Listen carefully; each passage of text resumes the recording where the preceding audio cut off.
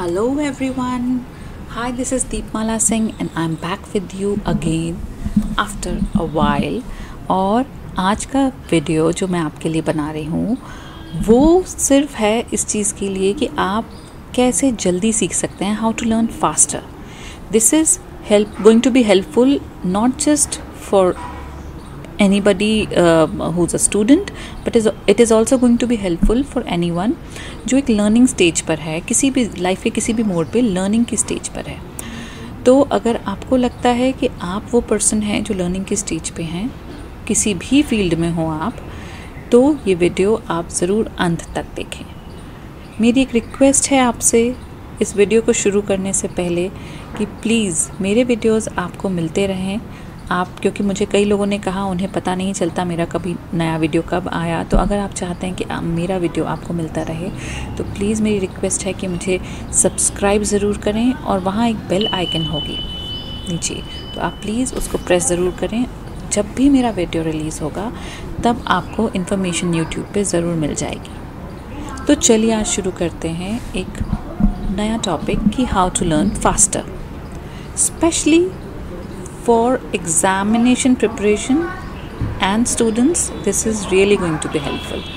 तो पहली चीज़ क्या करनी है आपको? First point is to be organised. Organising का मतलब है कि आप, अगर आप गौर करेंगे कि आप कभी कहीं आपको जाना है और आपको अपनी गाड़ी की चाबी चाहिए और आपको अपनी चाबी ही नहीं मिल रही, कहाँ रख दी है, then how much time you waste to search that key. कितना वक्त आप ज़ाया कर देते हैं इस चीज़ के लिए.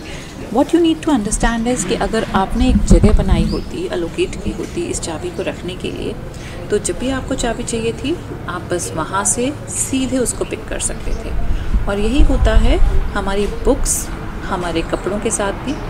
You want a certain kind of book. आपको कोई पर्टिकुलर बुक की ज़रूरत है और आपको वो मिल ही नहीं रही.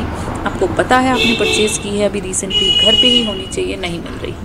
Same thing happens with everyone else as well. आपके किचन में कोई चीज़ नहीं मिल रही क्योंकि जहाँ आपने लास्ट टाइम यूज़ किया था उसको वहाँ प्लेस नहीं किया. So the tip to be organised is all about placing the things where it belong.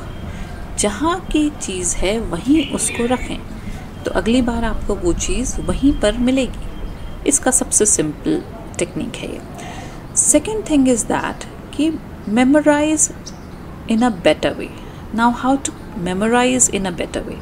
Memory की फर्स्ट टिप है कि अगर आप किसी कंसेप्ट को बिल्कुल नहीं जानते, नया है आपके लिए, तो आप उसे रिलेट करें उस चीज़ के साथ जो आप जिसके बारे में थोड़ा बहुत पहले से जानते हैं. It can be a word, it can be the whole concept जो आपके लिए नया है. तो आपका ब्रेन में न्यूरोलॉजिकल पाथ नहीं बन पा रहा है उसको याद रखने के लिए. इसके लिए ज़रूरी है जो न्यूरोलॉजिकल पाथ पहले से बना हुआ है उससे इसको एसोसिएट कर दें. इसके बारे में डिटेल में समझने के लिए मेरा डिस्क्रिप्शन बॉक्स में एक कोर्स फ्री ऑफ कॉस्ट, मैंने उसका लिंक डिस्क्रिप्शन बॉक्स में दिया है. आप प्लीज़ जाएं. If you are interested, go to that link and subscribe to my course that is completely free of cost just for you. Another tip for memorizing that I can share with you is to create that neurological path. अपने brain में वो neurological path, वो रास्ता बन जाए किसी चीज़ के लिए. उसके लिए सबसे ज़्यादा ज़रूरी है कि आपने जो भी समझा है, जो भी पढ़ा है, उसे आप रिपीट करें. जब आप कोई चीज़ पहली बार पढ़ते हैं तो आप बिल्कुल एक स्ट्रेंजर से मिल रहे हैं पहली बार, ये इस तरीके का होता है. और जब आप उससे बार बार मिलते हैं उसी चीज़ से रिपीट और रिवाइज़ करते हुए, तो तभी आपकी उस चीज़ से दोस्ती हो पाती है. और यही आपकी स्टडीज़ के साथ या नई लर्निंग्स के साथ भी ये बात लागू होती है. इसलिए इस बात को ध्यान रखिए कि repetition and revision is a must. Now the third point that I would like to request you to do is, most of the people what they don't do is कि वो सीखते हैं नई चीज़ पर वो उस चीज़ को अपने तक ही सीमित रख लेते हैं. जब आप अपने तक सीमित रखते हैं तो वो एक्सपैंड नहीं होती, वो बहुत लिमिटेड रहती है. कोई भी नई चीज़ जब भी आप सीखें और समझें, उसे शेयर करें किसी दूसरे के साथ. अब ये दूसरा कौन हो सकता है? ये दूसरा हो सकता है वो पर्सन जो आपकी फैमिली मेम्बर है या फिर आपके फ्रेंड सर्कल में है। ये और हेल्पफुल होगा तब जब आप वही स्टडी करने वाले पर्सन को आप बोलें कि चलो हम डिस्कस करते हैं। You share it with them and they will share their vision, and again आपको एक नया विजन उसके साथ मिलेगा कि सामने वाले का इस पॉइंट पे, इस सब्जेक्ट पे एक अलग पर्सपेक्टिव है, और आपकी नॉलेज लिमिटेड होने की जगह एक्सपैंड हो जाएगी। अब आप में से कुछ लोग ये भी मुझसे कह सकते हैं मेरे आसपास कोई भी नहीं है ये चीज़ करने के लिए कि मैं किसी को जाके बता दूं अपनी बातें, तब क्या करना है? तो ये जो सेटअप है जो मैंने आज क्रिएट किया है, ये सिर्फ आपके लिए है, बताने के लिए कि इन पेड़ पौधों से, फलों और सब्जियों से बात कीजिए। और एक छोटी सी चीज़ दिखाती हूँ आपको, हमारे घर की वेजिटेबल्स जो हमारे ही किचन गार्डन में या टेरेस गार्डन में हो रहे हैं। So this is something that I wanted to share with you with this nature, कि आप, अगर आपको कोई नहीं मिल रहा तो nature is always there with you, remember that. इससे पहले कि मैं 4th पॉइंट पे पहुंचूं, मेरी रिक्वेस्ट आपसे ये है कि अगर आप चाहते हैं कि आपको एग्ज़ाम फेयर से कैसे दूर हों, आप एग्ज़ाम फेयर से कैसे निकलें, अगर आपके अंदर किसी भी तरीके का एग्ज़ाम को लेके डर है तो उससे कैसे आप बाहर आ सकते हैं, तो I am also conducting a session free of cost, completely free of cost for all those people who are going through this issue. Again the link will be in the description box. वहाँ पे link नहीं, आपको registration form मिलेगा, and आपको, आप जब register करेंगे तो डिटेल्स आपको आपके जो भी कॉन्टैक्ट्स आप देंगे उसमें पहुँच जाएंगे। So coming back to how to learn faster, My 4th point is get over all the distractions around you. आपके आसपास कितनी चीज़ें हैं जो आपको डिस्ट्रैक्ट कर रही हैं। Oh, that's an aeroplane, I think plane है जो उड़ रहा है, उसकी आवाज़ आपको सुनाई दे रही होगी। So this is again a combination of nature as well as technology, जहाँ पर हम हैं आज, world wide it is there. So the 4th point is get over all the distraction. वो भी एक डिस्ट्रैक्शन था, but again it's a beautiful distraction for me.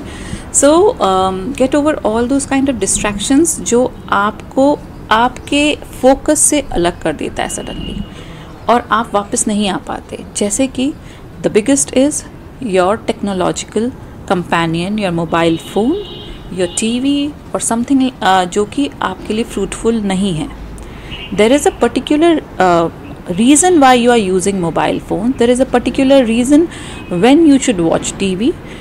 And believe me, मैं सालों TV नहीं देखती. If I really need an entertainment, मैं movie देखती हूँ और फिनिश करती हूँ, वो भी महीने में एक, या maximum 2, not more than that, just to be with my family. But I am not a regular watcher of TV. So get over all the distractions जो आपको हर थोड़ी देर में आपका ध्यान भटका देते हैं। द नेक्स्ट पॉइंट इज़ कि आप अपनी स्टडीज़ और अपने ब्रेक को बैलेंस कीजिए। आप थोड़ी देर के लिए पढ़ते हैं, या तो आप कंटिन्यूसली पढ़े चले जा रहे हैं, एंड आफ्टर अ वाइल आपका ब्रेन जो है जितनी स्पीड से उसको फंक्शन करना चाहिए उस नॉलेज को गेन करने के लिए, वो उतना एफिशिएंटली नहीं कर पा रहा होता है ग्रास्प हर चीज़ को। So what you need to do in that case is, there is a rule that you must always do your studies for 45 minutes and take a very small break. और उस break में आप क्या करेंगे? उस break में आप थोड़ा सा पानी पी सकते हैं, या फिर आप उठ के अपनी चेयर से छोटा सा वॉक करेंगे, हल्की सी स्ट्रेचिंग करेंगे, ब्रीदिंग के लिए थोड़ी अवेयरनेस लाएंगे कि आप ब्रीद कर रहे हैं, इसके लिए थोड़ा अवेयर होंगे, 5 ब्रीदिंग्स करेंगे, and then get back to your studies again for next 45 minutes, not more than that. इस तरीके से आपकी स्टडीज़ और आपका जो ब्रेक है वो बैलेंस होने लगता है। There are a few more breaks that I really want to discuss about is being with your family members, और एक बहुत शॉर्ट ड्यूरेशन के लिए being with your friends as well. वो आपको रिचार्ज कर देंगे बहुत अच्छे तरीके से। आप जो भी कर रहे हो, जितना भी स्टडीज़ कर रहे हो, आपको उस रिचार्ज होने की बहुत ज़्यादा ज़रूरत होती है। So focus not just on your books and lurning, also focus on the power of recharging yourself with the help of these small breaks. आप एक काम और कर सकते हैं कि आप 15 मिनट के लिए निकल जाएं. अगर मौसम अच्छा लग रहा है तो वॉक पे निकल जाएं. द मोमेंट आपकी बॉडी जो है वो चार्जअप होना शुरू होती है, आप अगेन से रिफ़्रेश होके वापस आ सकते हैं. So these were my 5 points how to learn faster. And I know that आपके लिए मैंने वैल्यू एडिशन किया होगा इस वीडियो के through. So stay connected with me and I again request you to please do like my video and subscribe to my channel. तब तक के लिए अलविदा, बाय बाय, लव यू.